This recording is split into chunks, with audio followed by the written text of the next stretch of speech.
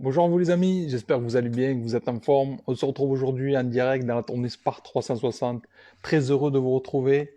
On va être en direct avec Maxime qui est un athlète extraordinaire, champion du monde, champion d'Europe. Deux fois il a participé aux Jeux Olympiques. Juste extraordinaire. Donc soyez le bienvenu. J'espère que vous allez bien, j'espère que vous êtes en forme. On est en train de se connecter de Tenerife. On a une magnifique journée aujourd'hui. Alors, alors, on se connecte. Pourquoi j'ai ces trucs affichés? Donc, salut les amis, j'espère que vous allez bien, que vous êtes en forme. Euh, yes, c'est bon.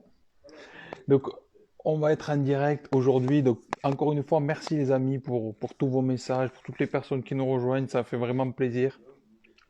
On est de plus en plus à partager, à regarder. Merci beaucoup. Et merci à tous ces intervenants incroyables. Euh, Encore une fois, je le dis tout le temps, mais on s'est adapté avec tout ce qui s'est passé. Puis finalement, depuis septembre, tous les jours, on reçoit des athlètes, des entrepreneurs, des coachs d'exception. Donc, un immense merci à vous tous, les amis, pour vos partages. Alors, je vais inviter Maxime qui va nous rejoindre. Salut à tous, j'espère que vous êtes en forme. Salut les amis. Alors, je vais voir pour inviter Maxime à nous rejoindre pour cette petite entrevue. Alors, clac, clac. Alors, Maxime, si tu es sur le live, si tu viens de rejoindre le live, tu peux demander à petit bouton. Moi, je vais essayer de t'inviter.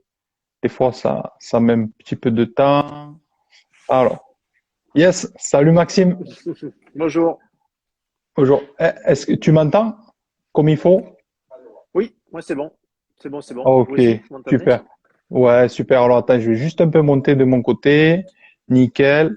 Je te vois. Ça va, nickel. Mais écoute, Maxime, merci à toi d'être avec nous aujourd'hui. Très heureux de faire ta connaissance. Et merci à toi d'avoir accepté de nous partager ton histoire, ton parcours aussi qui est incroyable. Donc Maxime, je le redis là, mais donc champion du monde d'escrime d'Europe, tu as fait deux fois les Jeux paralympiques à Rio, à Tokyo, tu as raflé plusieurs médailles aussi, donc vraiment exceptionnel. Donc vraiment très heureux de faire ta connaissance et de t'avoir aujourd'hui. Donc merci beaucoup. Ouais, merci beaucoup pour l'invitation. Parfait, je t'arrête. Nickel. Maxime, la première question que j'ai envie de te poser, c'est est-ce que tu peux te présenter un petit peu, nous dire déjà qui tu es aujourd'hui, qu'est-ce que tu fais? Moi j'ai 34 ans, donc je fais de l'escrime handisport, escrime en fauteuil, depuis tout petit. En fait, j'ai fait une quinzaine d'années d'escrime debout, d'escrime valide en fait, jusqu'à avoir un accident à l'âge de 22 ans. Qui a fait que je suis passé à l'escrime paralympique en fauteuil avec ben voilà, les résultats que tu viens de citer qui sont arrivés assez vite. En fait, ça a été assez étonnant pour moi. Je m'attendais pas à ça. Donc, ouais, de belles expériences. Bon, on en reparlera après. Et à côté de ça, en fait, moi, j'ai continué mes études parce que j'étais étudiant à ce moment-là. Et actuellement, moi, je suis médecin du sport au CREPS de Toulouse. Donc, voilà, dans un milieu sportif, là aussi, euh, bon, dans le sport un petit peu en permanence. Ah, Donc, excellent. voilà, Ouais. d'un point de vue perso, je suis voilà, un papa de deux petites filles, une de 2 ans et une de 6 semaines. Wow, Voilà. magnifique, magnifique. Et j'habite à Toulouse, d'où l'accent, un peu l'accent du sud-ouest qu'on a en commun. Ouais, d'où l'accent voisin, mais franchement magnifique, hein. Ton parcours et tout ce que tu fais, c'est incroyable. En plus, tu interviens au Crêpes et tout. Fait, c'est aussi un endroit extraordinaire à Toulouse. Et vraiment, félicitations à toi. Euh, la première question, on va revenir un peu au début de ton histoire. Euh, Quand tu étais jeune, est-ce que tu étais sportif? Est-ce que tu avais envie de faire du sport? Est-ce que c'est tes parents qui t'ont mis? Comment ça s'est passé un petit peu? Comment t'en es arrivé là? En fait, quand j'étais jeune, alors j'étais dans une famille pas spécialement sportive, parce que mes parents c'était pas forcément leur truc. Et en fait, j'ai un copain qui faisait de l'escrime et qui un jour m'a dit, bah, viens essayer, tu vas voir, c'est sympa. J'y suis allé et bah, j'en suis jamais reparti. En fait, c'est vrai que l'escrime, quand on est petit, voilà, on a l'image de Zorro, de D'Artagnan, on y joue un peu tous dans la cour de récré et voilà, ça m'a pris, ça m'a piqué. Pour l'escrime, ça marche bien. Et voilà, j'ai adoré ça, la confrontation, le duel, en fait, je trouve ça super. Et, euh, et voilà, un esprit compétiteur, en fait, qui a fait que bah, de suite, j'ai voulu bah, m'entraîner, progresser et faire de la compète pour me confronter aux autres. Excellent. Donc, tu as commencé vers quel âge l'escrime, Maxime? Ouais, j'ai commencé à 7-8 ans, 7 8 ans. Donc, comme tu et il y a dis, un petit moment maintenant. ouais, il y a un petit moment. Qu'est-ce qui t'a plu justement dans ce sport? Parce que c'est vrai que c'est pas un sport qu'on parle forcément. C'est pas aussi populaire que le foot ou le basket ou le rugby, notamment chez nous dans le sud. Mais qu'est-ce qui t'a plu dans ça? Ouais, c'est un sport qu'on voit pas beaucoup, hein. On le voit ben, en général une fois tous les 4 ans pendant les JO. Mais voilà, moi, ce qui me plaisait, moi, c'est la confrontation, en fait, le côté un contre un, voilà, un contre un, et à la fin, il y en a un qui gagne, un qui perd. Et, euh, et le côté pas monotone, en fait. Donc, Hmm. tous les matchs sont différents, toutes les touches sont différentes, tous les adversaires. Il faut s'adapter à chaque fois. Et il y a un côté bah, très physique, un côté aussi très créatif. Où voilà, il faut être fort physiquement, il faut être fort mentalement, il faut stratégiquement. Enfin, voilà, il y a plein, un peu toutes les composantes de la performance qui sont là. Ouais, et ça, c'est chouette. Magnifique. Donc, tu es jeune, tu commences, ça te passionne. Mais qu'est-ce qui se passe pour toi? Comment ça évolue un petit peu? Ouais, j'ai rapidement fait de la compétition parce que c'est vrai que j'avais ouais, cet état d'esprit d'aimer la compétition jusqu'à ben, participer à des championnats de France en minime en cadet où ben, on fait deux médailles de bronze au championnat de France avec le club en cadet et voilà avec une proposition enfin, un peu tâter le terrain en fait les entraîneurs nationaux à ce moment-là pour me proposer de rentrer sur un pôle France espoir. Sauf que ben voilà, comme je voulais faire médecine à côté et que ben, l'escrime c'est pas un sport professionnel, on peut pas mener Mhm. les deux. À ce moment-là, ben, moi j'ai fait le choix ben, des études plutôt que du sport et voilà, quand passe le concours de médecine, il m'a fallu 2 ans pour l'avoir. Et ben, quand on revient, quand on essaie de revenir alors pas forcément à haut niveau, mais à bon niveau, après 2 ans de pause, ben, il y a 2 ans de retard pour les autres et ça se rattrape pas, quoi, malheureusement. Hmm. De ce que tu dis, c'est quelque part, voilà, quand tu es jeune, tu fais des performances. Il y a des personnes qui voient ce potentiel en toi, tu as des propositions. Donc, tu préfères de mettre l'accent sur quelque part un peu ton avenir professionnel dans la C'est ça. médecine. Ok. Et qu'est-ce qui se passe? Qu'est-ce qui va faire que du coup tu vas y revenir? Et quand tu y reviens, est-ce que c'est juste pour le plaisir du coup, ou est-ce que tu as ce truc de compétiteur qui a envie de reprendre? Comment ça se passe? Non, j'ai ce truc de compétiteur en fait qui s'arrête jamais parce que ben, même après en fait le concours de médecine, ben, je me suis mis dans l'équipe de foot de la fac pour faire dans le championnat avec eux. Bon, j'étais pas très bon au foot, hein, faut être honnête. Mais voilà, ouais, ouais, de se confronter aux autres en fait, ce côté compète Mhm. qui m'a jamais vraiment lâché. Et en fait, voilà, moi j'ai eu mon accident à ce moment-là, à 22 ans, et rapidement après mon accident, en fait, j'ai repris l'escrime et repris l'escrime en compétition. En fait, ça c'est reparti, ouais, très vite. Mhm. Mhm. Ok, Maxime, mais ce que tu dis quelque part, c'est grâce à cet accident quelque part que tu as repris l'escrime? Alors, j'avais pas arrêté l'escrime hein, Mhm. après mon concours. Mais et j'avais pas arrêté la compétition non plus. Mais par contre, en fait, quand je suis passé en escrime paralympique, en fait, j'ai tout mon bagage d'escrime et d'athlète olympique qui m'a énormément servi et qui a fait que ben, j'ai pas débuté ce sport-là, j'ai pas repris à zéro en fait. J'ai Mhm. repris avec pas mal pas d'avance, mais d'acquis en tout cas par rapport aux autres. Euh, ouais, tactiquement, techniquement, en fait, c'est vraiment le même sport, olympique et paralympique. Et voilà, donc très rapidement, en fait, j'ai été performant aussi, aussi en fauteuil. Hmm. Ok, excellent. On va revenir sur ça. Je vois qu'il y a une petite question, on Ouais. va y répondre. J'ai une question. Tu fais combien d'heures d'entraînement par semaine? Et tu fais que de l'escrime ou tu fais de la musculation pour l'entraînement physique? Alors les cycles d'entraînement, ils sont très variables en fait pour nous. Bon, déjà parce que je travaille à côté, donc du coup je peux pas faire que de l'entraînement. Mais ça varie avec, on va dire dans les périodes les plus basses d'entraînement, je vais être à 3-4 entraînements semaine.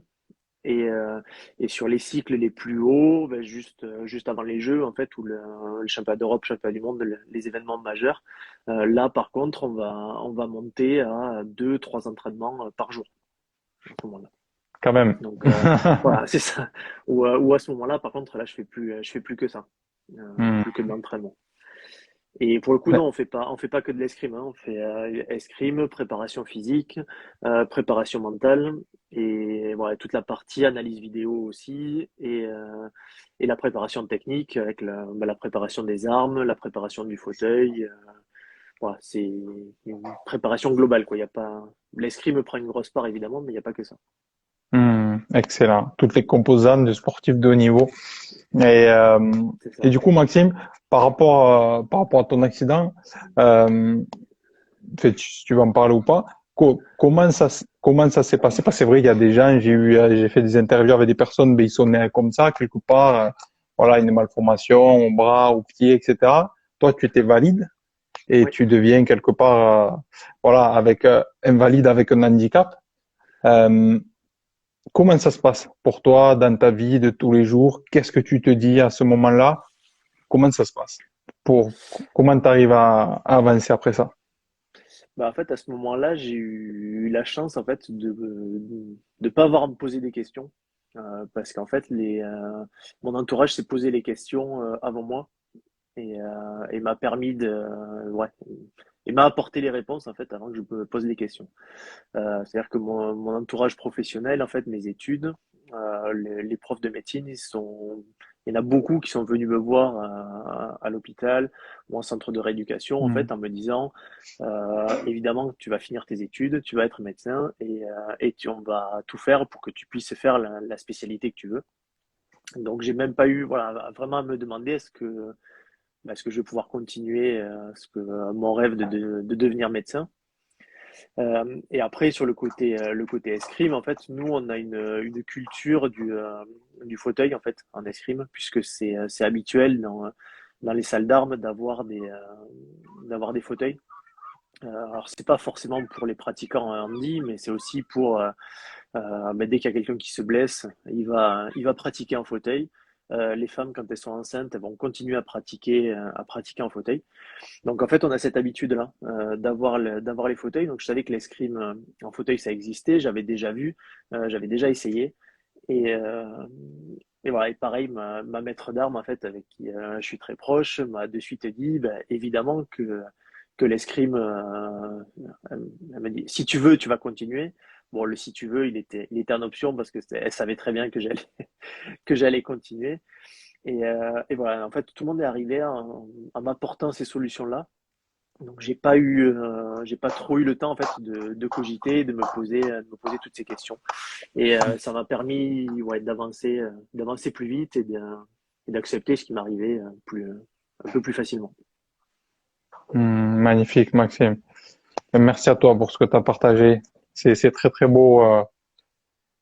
C'est très très beau par rapport à tout ça et d'avoir aussi ces personnes-là qui se mobilisent comme ça, c'est aussi magnifique.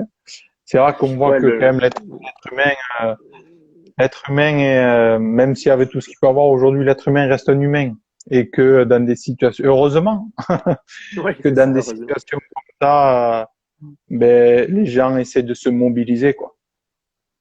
Ouais, et puis le rôle de l'entourage à ce moment-là est primordial, Mm. quoi. Enfin, bon, on va dire dans tous les événements de vie, hein, que ça soit positif aussi, positif ou négatif, c'est vrai que voilà, être bien entouré, ça compte. Et c'est là aussi que qu'on découvre un peu les gens.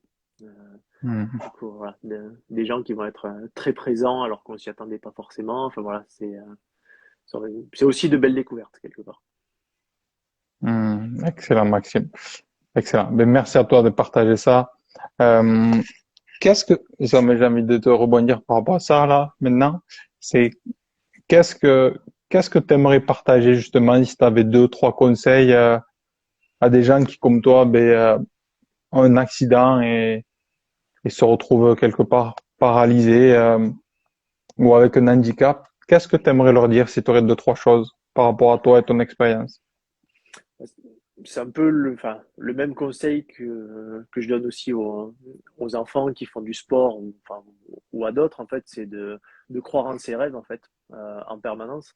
Alors, bon, bah, évidemment, on sera pas tous champions olympiques, on sera pas tous Thomas Pesquet, mais il faut y croire et se donner les moyens d'y arriver. Après, voilà, on y arrive ou on n'y arrive pas. Mais en tout cas, si on a fait tout ce qu'il fallait, qu'on a tout tenté pour y arriver, derrière, il n'y a pas de regret. Mais voilà, je pense que rien n'est vraiment impossible, en fait.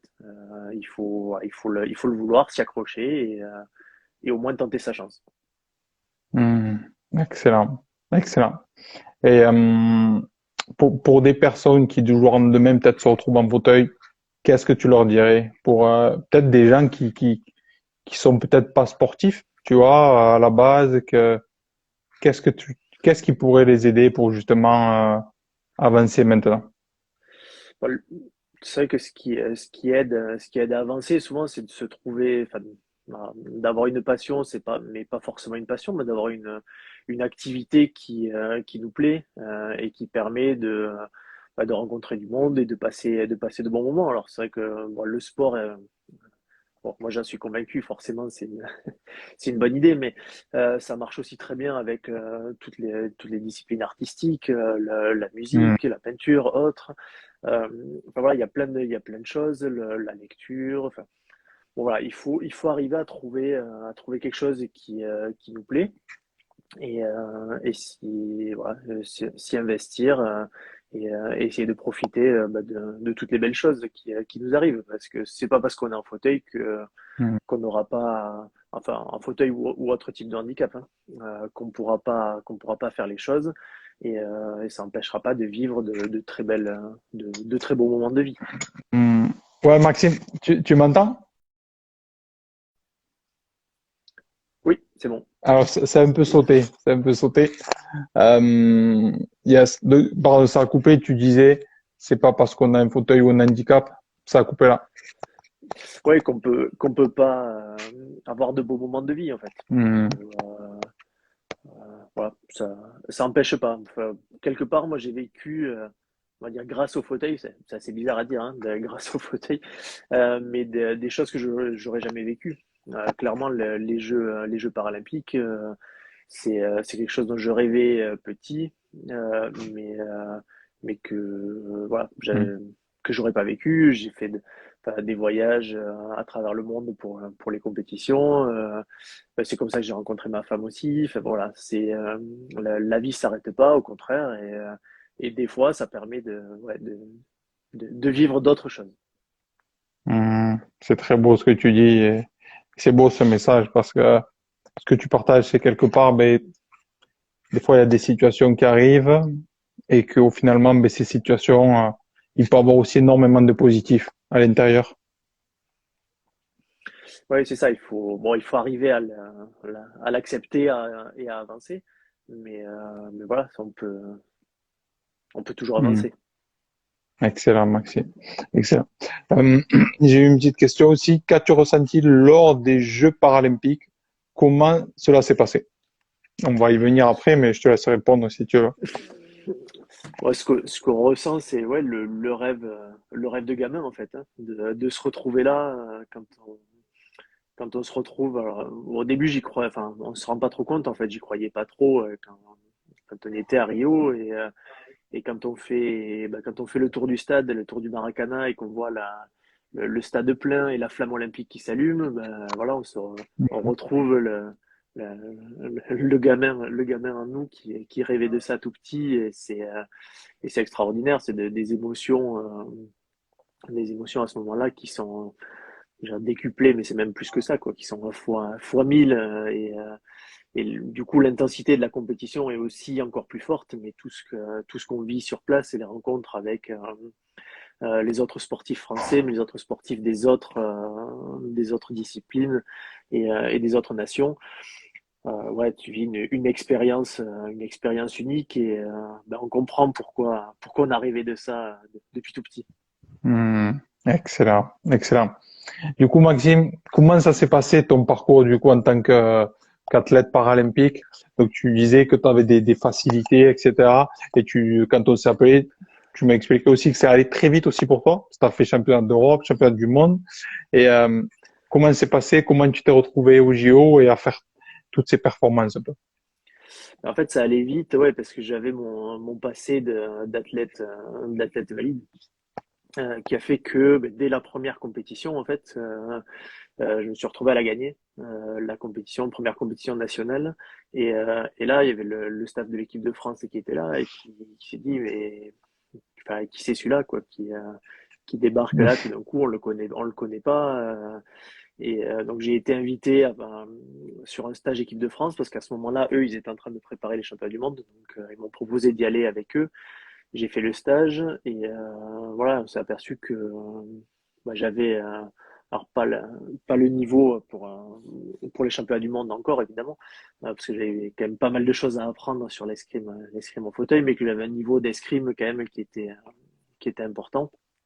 Et, euh, et voilà, dès la saison suivante, en fait, la saison de Coupe du Monde suivante, j'ai été intégré sur le circuit international et avec une première sélection au championnat d'Europe, en fait un an et demi après mon accident et un premier titre de champion d'Europe à ce moment-là. Euh, je passe Donc, tout tu as fait près de directement, t'as Ouais, c'est gagné? ça. C'est ouais. J'ai gagné. Ouais, Ouais, oui, c'est ça. Assez incroyable, ouais. Assez incroyable et voilà, je passe tout près de la qualification pour les Jeux de Londres en 2012. Mais ouais, j'étais un peu juste parce que les qualifications, elles se font sur 2 ans. Et moi, j'avais participé qu'à un an de sélection. Et malgré ça, je passe ouais, tout près d'y aller. Et donc voilà, je me suis un peu promis à ce moment-là de se dire, bon, bah, ok, là, j'ai loupé cela. Mais par contre, dans 4 ans à Rio, c'est sûr que j'y serai. Et voilà, j'ai tout donné pour y être et pour être prêt à ce moment-là. Et j'ai vécu ouais, super jeux à Rio en 2016. Donc donc du coup, ben, les années passent. Ouais. Donc c'est entre ces années que tu fais champion d'Europe, champion du monde? C'est ça. En fait, on fait donc je gagne le titre européen en individuel en 2015, donc juste avant les Jeux, et on est champion du monde par équipe en 2015 aussi. Donc, vous savez que 2015 c'était une grosse année, juste avant les Jeux, donc qui était quand même ouais, de bon augure pour partir aux Jeux. On y allait en confiance. Donc tu pars à Tokyo, donc vous partez à Tokyo. Non, Ouais. avant à Rio, pardon, excuse-moi, à Oui. Rio. Et comment ça se passe du coup là-bas? Dans quelle optique tu vas? De gagner, de, enfin, de faire un podium, comment tu vas? Ouais, avec l'objectif de gagner, parce que en fait, nous au jeu,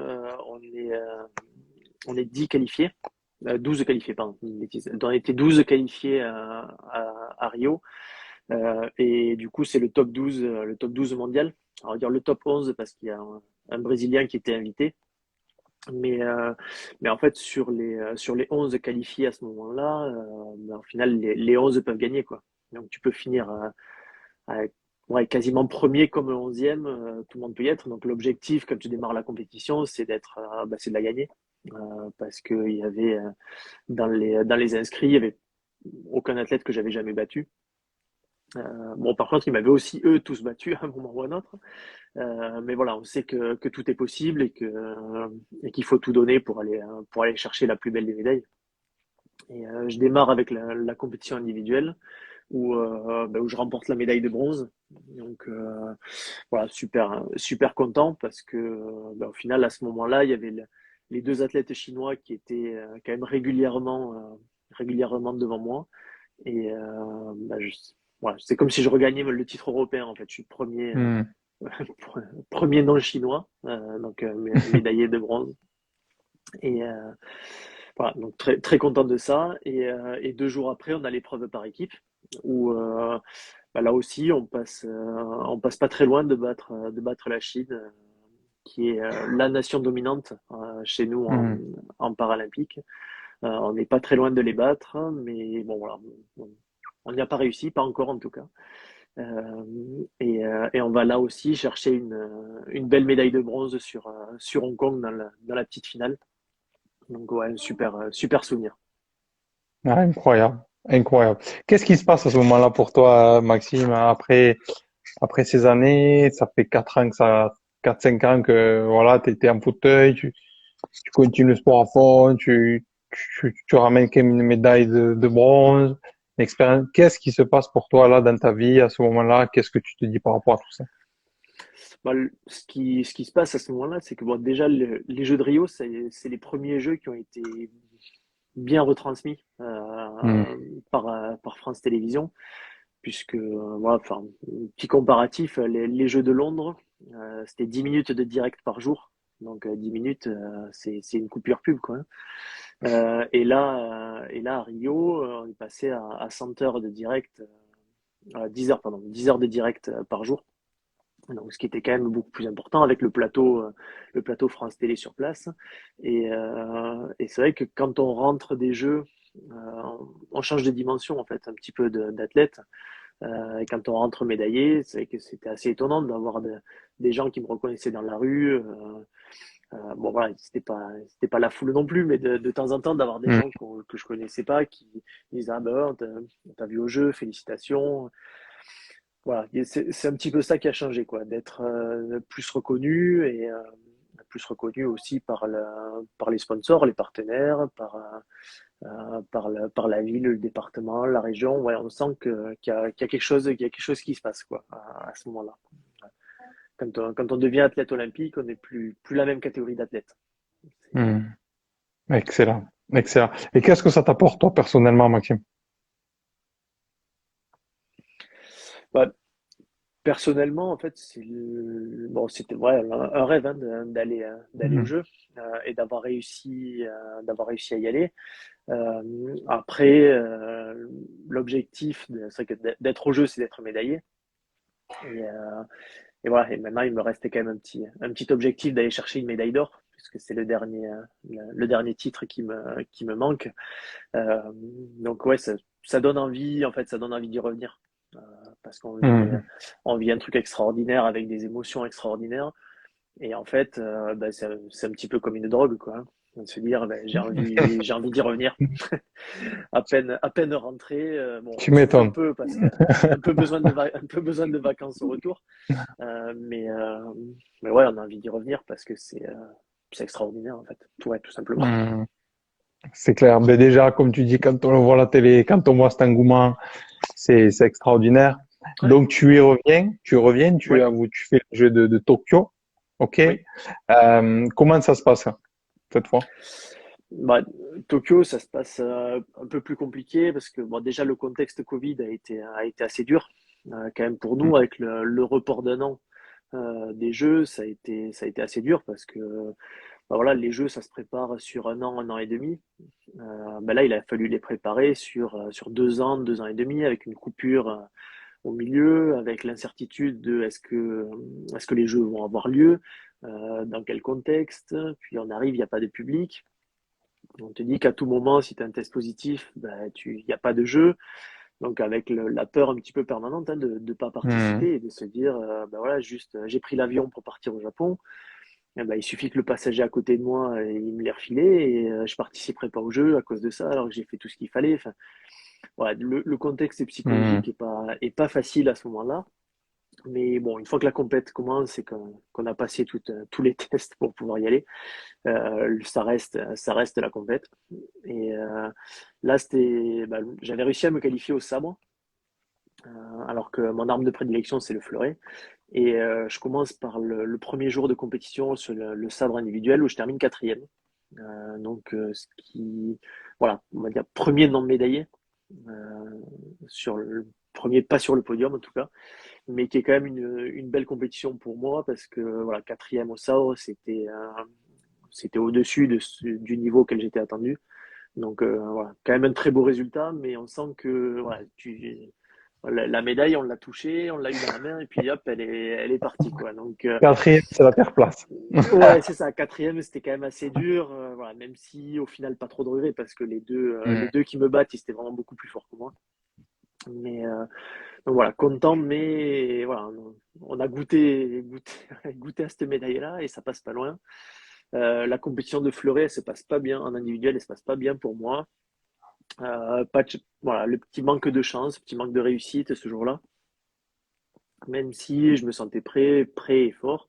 Voilà, il y a pas mal de choses qui s'enchaînent et qui font que ça tourne pas en ma faveur. Donc, voilà, je termine cinquième et là, par contre, très frustré de cette compétition-là, parce que c'est là où clairement je visais l'or.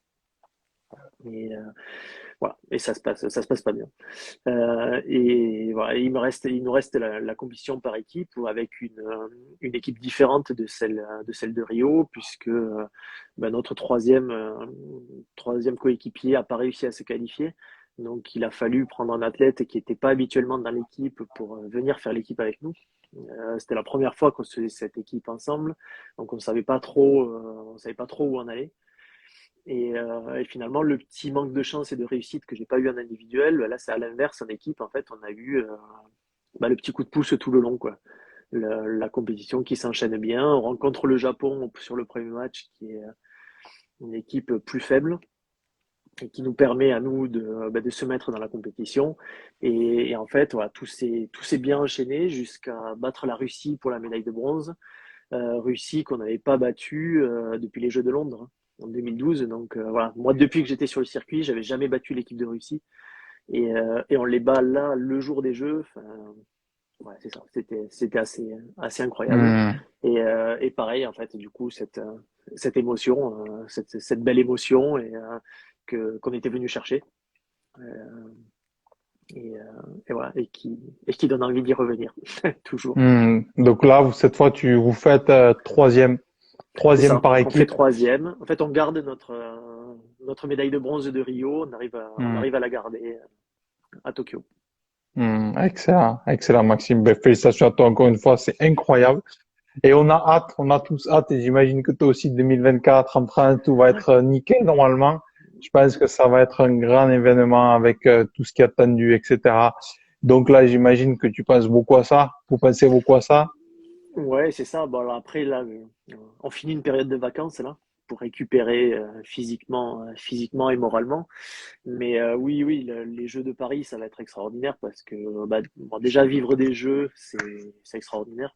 Et vivre des Jeux à domicile, voilà, je me dis que ça va être extraordinaire fois 100. Donc, Donc ouais, ça donne envie d'y être. Et on a hâte d'y être en espérant que bon, qu'il y ait du public cette fois-ci, parce que c'est vrai que l'absence de public à Tokyo, ça a été quand même des jeux particuliers. C'est ça Mhm. aussi qui fait la magie des jeux pour nous en escrime, parce qu'on n'est pas habitué à avoir du monde dans les tribunes. Voilà, même sur des championnats du monde, championnats d'Europe, s'il y a 150, 200 personnes, c'est le maximum. Là, pour Tokyo, c'était une salle de 7000 places et tous les billets étaient vendus. Pour Rio, on a eu une salle pleine aussi. Enfin, voilà, c'est vraiment quelque chose de fou pour Mhm. nous. Et se dire que là, l'escrime, ça va être au Grand Palais, en plus, donc dans un lieu extraordinaire. Et se dire que tout le public sera là et va pousser derrière nous. Voilà, ça va être l'endroit pour aller faire de beaux exploits. Ah, ça va Et être ouais, incroyable. Ça va être ouais, incroyable. franchement, ça va être incroyable. Et bon, d'ailleurs, petit conseil hein, pour tout le monde, c'est d'y aller. Il faut y aller Ah, en tant que, moi, je que suis là, c'est sûr. bénévole, de spectateur. Ouais, c'est ça. Moi, je Il suis faut, présent, c'est sûr. Ah, faut, euh, 2024, il y a trop là. Il y a c'est plein de ça. sportifs là. Tout le monde se prépare. Je pense que il faut tout faire pour y aller, venir encourager. Ça va être extraordinaire. Du coup, Maxime, parce que t'as quel âge toi? Tu as quel âge? Et là, 34. Ok. Est-ce que tu te dis c'est les derniers jeux? Euh, je pense que ça aurait pas été Paris derrière. Je me serais beaucoup plus posé la question en tout cas. Mais là, l'opportunité de vivre des jeux à domicile fait que voilà, la question, on irait, elle se répond à elle-même quoi. On peut pas Hmm. louper ça parce que bah, ça fait 100 ans qu'on n'a pas eu les jeux en France. Les Jeux paralympiques, ils n'ont jamais eu lieu en France parce qu'en 1924, il n'y avait pas de Jeux paralympiques encore. Donc, ouais, on peut pas louper ça. Ça va être extra. Et bon, avec le décalage des Jeux de Tokyo, en plus, il n'y aura que 3 ans entre les deux. Donc, ça va quand même arriver assez vite. Et ouais, ça va être une très belle fête. Exceptionnel, Mm, exceptionnel. mm. Écoute, Maxime, dans tous les cas, nous, on sera là, on va t'encourager. Et je pense que tu as envie de faire quelque chose de lourd, avec un petit goût C'est d'amertume ça. peut-être. Donc, C'est je pense que tu vas arriver sur ton plus beau jour. c'est ça. L'idée, c'est d'arriver et de finir en beauté. De finir en beauté à la Hmm. maison, ça serait quand même, ouais, ça serait joli. Excellent, excellent. Ben, Maxime, merci à toi pour tout ce que tu nous as partagé. Vraiment, je suis très, très heureux d'avoir fait ta connaissance. Une histoire incroyable, un sportif incroyable et tout ce que tu fais à côté. Des médecins aussi, t'interviens aux Crèves de Toulouse, plein de choses extraordinaires. Et merci à toi, vraiment. Pour moi, je laisserai le replay. Je partagerai aussi sur YouTube. Je mettrai le lien de ce que tu fais de ton compte pour que les gens puissent te suivre, puissent soutenir Ça aussi tout ce marche. que vous faites. C'est extraordinaire, vraiment, et ça montre encore une fois que tout est possible, que tout est possible, et ça, c'est la plus belle des choses. Et la dernière question pour te laisser le dernier mot, Maxime, c'est on va se projeter, on va se dire que 2024, les choses te réussissent et que tout le long de ta vie, tu vas continuer à faire des choses extraordinaires. Et à la fin de partir, peut-être tu pars à 120 ans, ok, tu auras les souterrains, et tu as la possibilité de laisser un message, peut-être à tes enfants ou dans ce monde. Quel message t'aimerais pouvoir laisser graver? Ouais, c'est une bonne question. Euh, ouais, moi j'aime bien cette idée de croire en ses rêves en fait, parce que bah, ça s'applique à tous et peu importe le domaine, peu importe ce qui nous arrive, peu importe notre histoire de vie, bah, des rêves on en a tous et il faut s'y accrocher parce que c'est ça qui nous fait avancer, qui nous fait, ouais, qui fait avancer dans la vie et qui fait que la vie est belle.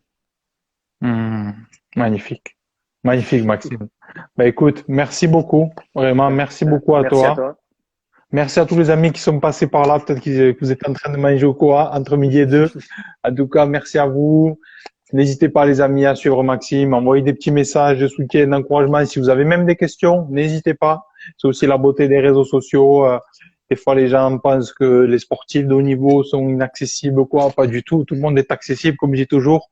S'il y a le respect, la gentillesse, les gens vous répondent, il n'y a aucun problème. Donc, n'hésitez pas vraiment.